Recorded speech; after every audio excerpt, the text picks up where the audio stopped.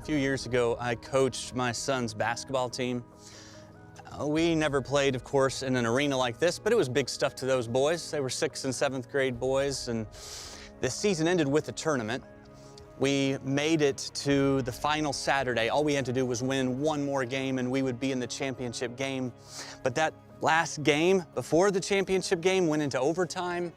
And by the time we got to the championship game, the boys were exhausted. They were worn out. And you could just see it as the game went on. They had nothing left in their tanks, physically or emotionally. One of the boys kept cramping up. It was his first experience with that. We told him if you just put in a little more effort, those cramps will go away. And we got to the 4th quarter. Several of them wanted to sit out. But this was it, right? This was the final minutes of the season. A plastic trophy that looked identical to the runner-up and the participation trophies. It was on the line, and we needed to motivate these boys. So I wasn't the only pastor coaching. One of the other coaches was a pastor as well. A little more pastoral than me, really. More compassionate and gentle, gracious, that type of guy. He gathers the team around during a timeout with just a few minutes left on the clock.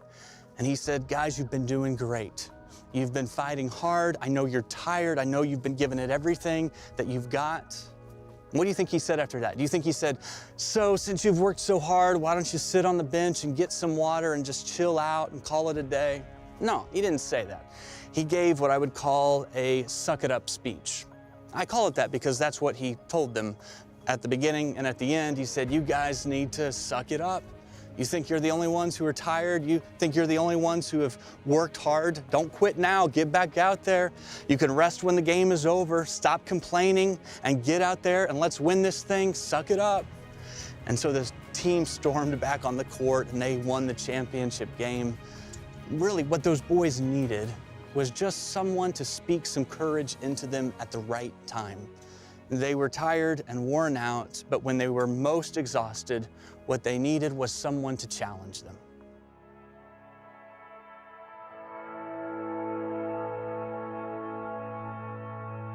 You know, growing up in Lake Dreamland, in that area, all I knew as a young child was the farm, because that's as far as I could see.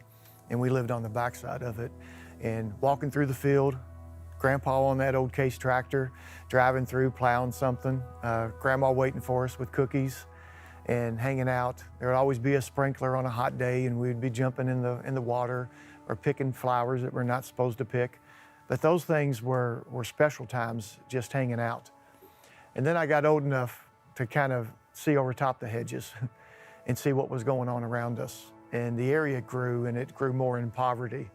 And I started getting in trouble with the kids in the area because I wasn't that little boy isolated to that farm anymore.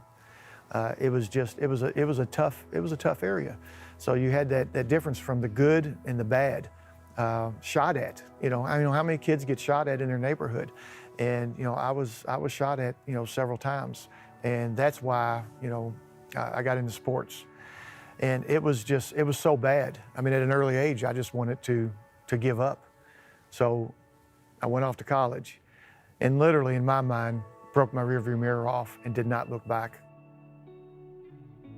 The Bible is filled with passages that speak courage into our lives, but one passage in particular has always held a lot of power for me. It comes from Hebrews chapter 12. It's the first 3 verses, and here's what we read.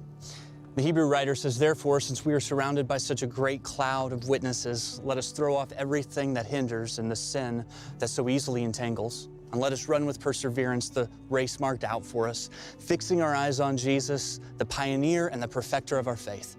For the joy set before him, he endured the cross, scorning its shame, and he sat down at the right hand of the throne of God. Consider him who endured such opposition from sinners so that you will not grow weary and lose heart. We're not exactly sure who wrote Hebrews, but its audience is pretty clear.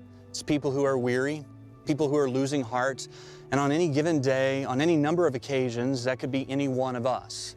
And the Hebrew writer is speaking courage into our souls. So let's start at the beginning, verse 1. Therefore, since we are surrounded by a great cloud of witnesses. In just a few words, the writer not only urges us to not give up, but points us to a source of motivation, a source of inspiration. The clue in this verse is the word therefore. It points us back to the previous chapter. In Hebrews chapter 11, we're introduced to a list of people who faced enormous challenges, and yet they kept the faith, they kept believing. And this crowd of witnesses, this mass of people, the Bible describes now as surrounding us. That's the idea we're given, that it's this huge throng of faith heroes that are with us wherever we go.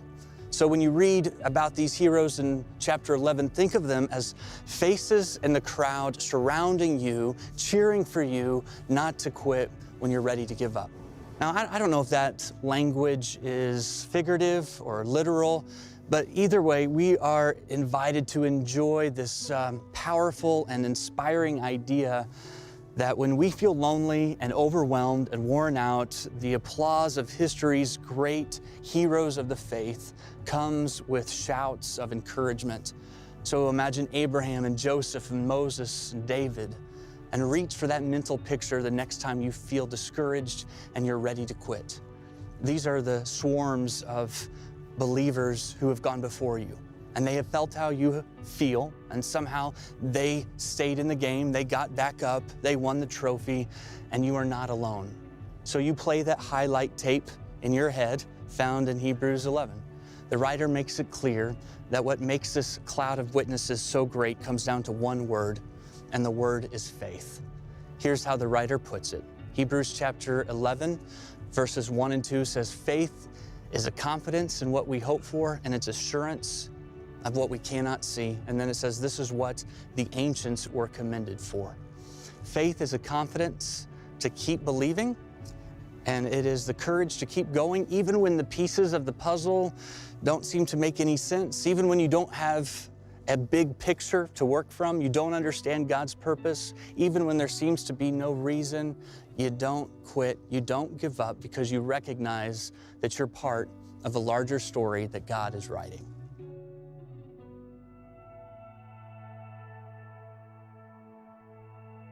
So God's timing is always good. I was ready to give up, thoughts of suicide, and God changed some things in me by sending people around me. Put me in a place to where I could use my business sense in Christian radio. And I knew nothing. I'm brand new, born again, I knew nothing. And it was that time at Salem Radio that I grew as a Christian, because I had all these national ministries. I had an unlimited amount of sermons that I could listen to, and books, Christian books everywhere. And I've made it up to general manager, and was working on VP when I got that call from God to go back to the area. And I was like, no, God, I can't do that. I don't want to go back. And I didn't realize going back was going to be part of my healing process. And he sent me to a high school, the high school that my kids graduated from, to speak for Fellowship of Christian Athletes. And it was coming out of that room after I got to speak to a lot of the athletes that I saw this girl at her locker room cleaning her locker out, and something just didn't look right. And later I found out that she was cleaning her locker out because she was going to kill herself. And God stopped it that day. Well, that was a Lake Dreamland girl. That was a girl from our area. And so God just said, go back down there. So I went looking for that girl and found about 8 of them just like her, and started doing a Bible study in the area. And God just took it and ran from there. The local church asked me, how would you like to preach here? And I did. And God just started something. Was it easy? Absolutely not. Those first 2 years of ministry, again, the shooting, the gunfire in the area, I did 18 funerals in 12 months. And I was like, Lord, I want to give up. I wanted to give up again. And he always brought something along that said, don't go till I release you. Don't give up. I am with you. One of the first heroes of the faith we read about in Hebrews 11 is Abraham. It was God's plan to build a nation from which the Messiah would eventually be born and save the world from sin. And God chose a man named Abraham to become the father of this great nation. Abraham's story is, of course, recorded in the Old Testament, but he's mentioned some 75 times in the New Testament. And here's what we're told about him in Hebrews 11, starting in verse 8. It says, "By faith, Abraham, when called to go to a place he would later receive as his inheritance, obeyed and went, even though he did not know where he was going." So Abraham is told by God to leave his homeland, but God doesn't reveal the destination. Abraham and his wife Sarah live in Haran, and in Haran they were comfortable. Their life was predictable and safe, and then suddenly God shows up and tells Abraham to move. Faith for Abraham means more than leaving what he knows. It's about moving to a place he doesn't know. So imagine just the weight of that. Imagine the courage required, the conversation even between Abraham and Sarah. I wonder what that would have sounded like. Maybe something like Abraham saying, "Honey, I just heard from the Lord and he wants us to move." She says, "We've lived here our whole lives. Where are we going to go?" Abraham says, "Well, God didn't mention that, but the U-Haul's out front and we're ready to load up." And Sarah says, "Well, wait, you're saying we're moving? God's told us to move, but he hasn't told us where we're going? That seems crazy." And that's where faith comes in. God shows up to Abraham and asks something that's a big ask. It's a lot of risk. Pack up everything you own and just start walking. I'll tell you when to stop. And Abraham's response, well, here's what we read in Scripture. It just says, I love this. So Abraham went. And the courageous faith of Abraham and Sarah required them risking their comfortable lives. There are no great stories of faith without that element. Every great story of faith will require you to take some kind of risk. You cannot demonstrate faith and stay where you are at the same time. Risk dodging can be a way of giving up before the journey even begins. But here's the hidden irony. Playing it safe turns out to be the greatest risk you can take. And the lives of faith that we read about with these heroes, they teach us that.